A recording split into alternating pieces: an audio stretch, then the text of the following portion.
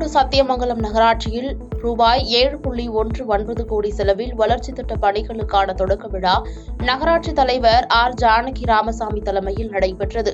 இதில் நீலகிரி நாடாளுமன்ற உறுப்பினர் ஆர் ராசா பங்கேற்று திட்டப் பணிகளை தொடங்கி வைத்தார். கலைஞர் நகர்ப்புற மேம்பாட்டு நிதியிலிருந்து சத்தியமங்கலம் நகராட்சியில் 7.19 கோடி திட்டப் பணிகளும், KN பாளையம் பேரூராட்சியில் 2.68 கோடி செலவில், சிவிலியர் பாளையத்தில் 10 லட்சமும், கொமரபாளையத்தில் 10 லட்சமும், அரியப்ப பாளையத்தில் 2.70 கோடி செலவிலும் வளர்ச்சி திட்ட பணிகளுக்கான பூமி பூஜை நடைபெற்றது. ஆட்சி அமையப்பட்டதற்கு பிறகு ஊராட்சியாக இருந்தாலும், பேரூராட்சியாக இருந்தாலும், நகராட்சியாக இருந்தாலும், மாநகராட்சியாக இருந்தாலும் எண்ணற்ற திட்டங்களை இந்த 2 ஆண்டுகளில் 3 ஆண்டுகளில் நிறைவேற்றிக் கொண்டிருக்கின்ற ஆட்சியினுடைய ஆட்சி. குறிப்பாக ஊரக பகுதிகளுக்கு குடிநீர் திட்டங்களாக இருந்தாலும், அதே போல அங்காடிகளாக இருந்தாலும், சிறு தார் சாலைகளாக இருந்தாலும் பல்வேறு பணிகளை செய்து கொடுக்கக்கூடிய ஆட்சியாக இந்த ஆட்சி எடுத்துக் கொண்டிருக்கிறது. இன்றைக்கு இந்தியாவிலேயே தனிநபர் வருமானமாக இருந்தாலும், சுகாதார குறியீடாக இருந்தாலும், தாய்சேய் நலமாக இருந்தாலும் நம்பர் 1. செங்கல்பட்டு மாவட்டத்தில் ரூபாய் 6.79 லட்சம் ரூபாய் மதிப்பீட்டில் சுற்றுலா மாளிகை புதியதாக கட்டப்பட்டுள்ளது. இந்த கட்டிடத்தினை பொதுப்பணித்துறை அமைச்சர் ஏவா வேலு மற்றும் அமைச்சர் தாமு அன்பரசன் ஆகியோர் ரிப்பன் வெட்டி குத்துவிளக்கேற்றி துவக்கி வைத்து கட்டிடத்தை பார்வையிட்டனர். மேலும் இந்நிகழ்வில் மாவட்ட ஆட்சியர் அருண்ராஜ், காஞ்சிபுரம் நாடாளுமன்ற உறுப்பினர் செல்வம், சட்டமன்ற உறுப்பினர் வரலட்சுமி மதுசூதனன், சோழிங்கநல்லூர் சட்டமன்ற உறுப்பினர் அரவிந்த் ரமேஷ் உள்ளிட்ட பலர் கலந்து கொண்டனர். இறுதியாக செய்தியாளர்களை சந்தித்த அமைச்சர் ஏவா வேலு, மத்திய அரசுக்கு மாநில அரசு ஒத்துழைப்பு அளிப்பதில்லை என பிரதமர் மோடியின் குற்றச்சாட்டுக்கு மறுப்பு தெரிவித்து, மத்திய அரசு திட்டமான பரந்தூர் திட்டத்திற்கு மாநில அரசு நிலம் கையகப்படுத்தி தரவில்லையா என காட்டமாக பேசினார். அதுல ஒன்றிய அரசாங்கத்தினுடைய பங்கீடு எவ்வளவு? 30% தான். 70% மாநில அரசாங்கம் கொடுக்குறோம். நான் அப்ப ஒத்துழைக்காத இருக்கிறோமா? அதுக்கு பேரே பிரதம மந்திரின்னு வச்சிருக்கிறாங்க. 2 பங்கு நாங்க பணம் கொடுக்குறோம் மாநில அரசாங்கம், 30% தான் அவங்களுக்கு தராங்க. ஆனால் அதுக்கு பேர் என்ன? பிரதமர் வீடு வழங்கு திட்டம்ன்ற பேர்ல தான் இருக்குது. இது ஒரே ஒரு சான்று உங்களுக்கு போதும். அதனால மாநில பொறுத்தளவுக்கு உங்களுக்கே தெரியும். ஒன்றிய அரசாங்கத்தை மதிக்கணும், மரியாதை தரணும். இன்னும் சொல்ல போனால் அந்த கலைஞர் அவர் தான் சொல்லுவார்.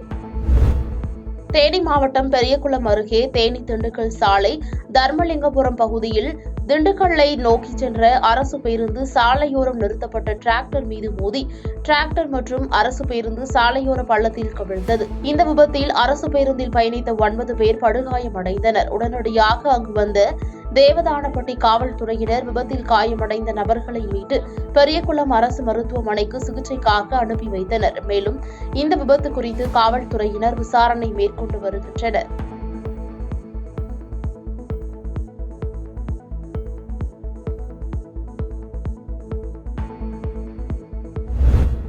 திருவண்ணாமலை மாவட்டம் கீழ்பெண்ணாத்தூர் அடுத்த சோமாசிப்பாடி கிராமத்தில் இல்லம்தோறும் ஸ்டாலின் குரல் திமுக அரசின் சாதனைகள் குறித்து துண்டு பிரசுரங்களை சட்டப்பேரவை துணை சபாநாயகர் பிச்சாண்டி பொதுமக்களுக்கு வழங்கி தொடங்கி வைத்து சிறப்புரையாற்றினார்.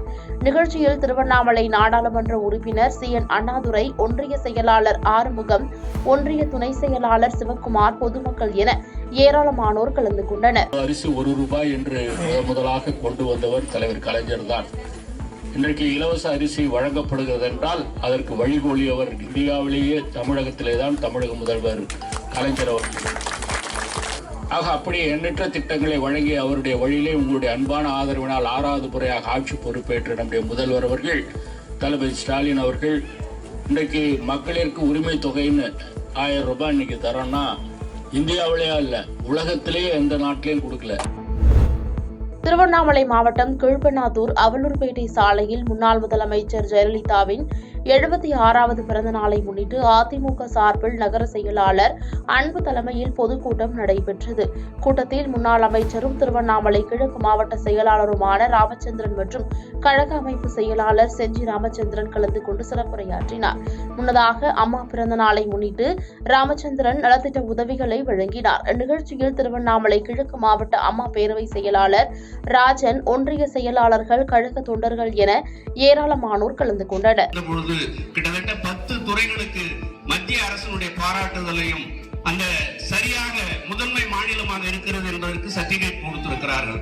ஆனால் இன்னைக்கு போதைப் பொருள் அந்த வியாபாரத்தில் தமிழகம் முதலிடத்தில் இருக்கிறது இந்தியாவில்.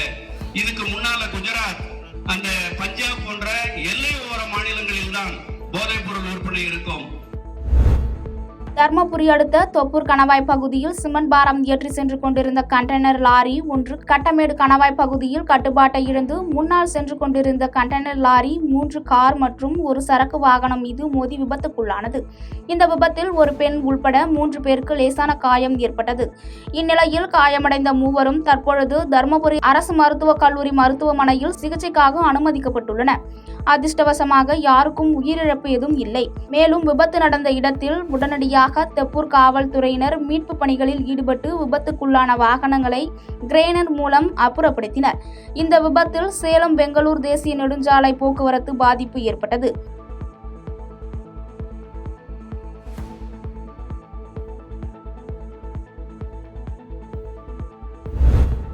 திருவள்ளுவர் அடுத்த கடம்பத்தூர் பகுதியை சேர்ந்த பழங்குடியினர் வகுப்பை சேர்ந்தவர்கள் மாரி தனலட்சுமி தம்பதியினர். இவர்கள் கடந்த 5 ஆண்டுகளாக பூண்டி அடுத்த மோவூர் கிராமத்தில் பாமகவின் பூண்டி ஒன்றிய செயலாளர் ஏழுமலைக்கு சொந்தமான மீன் பண்ணையில் தங்கி வேலை பார்த்து வந்துள்ளனர். இந்த நிலையில் அவர்களுக்கு மாதம் 12,000 ரூபாய் தரப்படும் என்று அழைத்து வந்து மாதம் வெறும் 5,000 கூலி அளித்து வந்துள்ளார். அதை மட்டும் இல்லாமல் ஏழுமலையிடம் கடனாக அவர்கள் 15,000 பெற்றதாக கூறப்படுகிறது.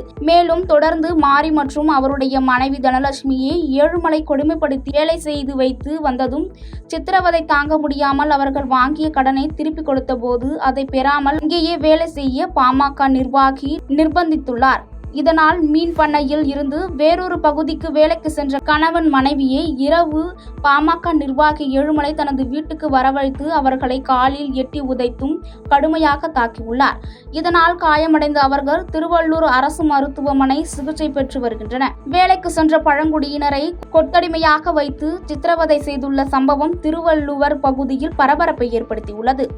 அது ஒரு நாள் கைவிட்டு கூட சேர்ந்து கூட காலையில் இறங்கி தண்ணியில் இறங்கி ஆணுக்குள்ள உடல் எடுத்து போட்டுக்கிட்டு மடுவாரத்தை கொட்டுவோம்.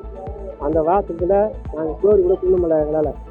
முன்னாடி அந்த நைட்டில் இருக்கவே முடியல எங்களால். காற்று ஓட்டமாக போய் 10 நிமிஷம் கூட அந்த வாசனை அப்படியே தான் நிறைய அடிக்கும். நிறைய அடித்தா கூட எங்களுக்கு தூக்கம் வராது.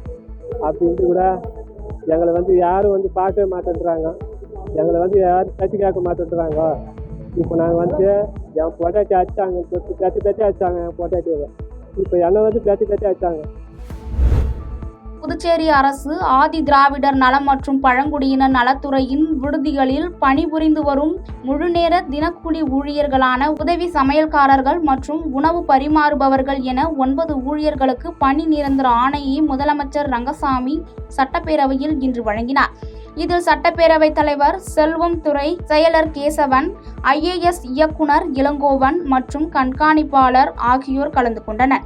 இதையடுத்து பணி நிரந்தரம் பெற்ற 9 ஊழியர்களும் முதலமைச்சர் ரங்கசாமிக்கு நன்றி தெரிவித்துக் கொண்டனர்.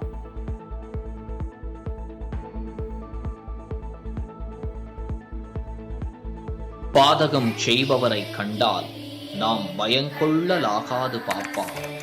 மோதி மிதித்து விடு பாப்பா, அவர் முகத்தில் உமிழ்ந்து விடு பாப்பா. அண்மை செய்திகளை உடனுக்குடன் தெரிந்து கொள்ள இணைந்திருங்கள் இயம்நாடு தொலைக்காட்சியுடன்.